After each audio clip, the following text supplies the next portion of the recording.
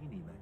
Әлишер Каримовтың осы видеосын барлықтарыңыз көрген шығарсыздар. Ол кісі Қытай тілінде интервью берген болатын. Қытай тілі мұғалімі ретінде мен айтатын едім, ол кісі ешқандай акцентсіз және тоны өте әдемі шығып сөйлеген. Және әндері де байқаған шығарсыздар, естіген шығарсыздар, Қытай тілінде ән шырқаған болатын. Тіпті қытайлардың өздері ойлап қалды, Әлишер Каримов жақсы, яғни Қытай тілінде сөйлей алады деп. Енді мына бір нәрсеге тоқталайық. Жалпы әншілер Қытай тілінде сөйлей алатын болса не болады? Әншілер Қытай тілінде жақсы сөйлей алады, өйткені олардың дауыстары жалпы ырғаққа жақсы игергеннен кейін олар тонды жақсы игере алады.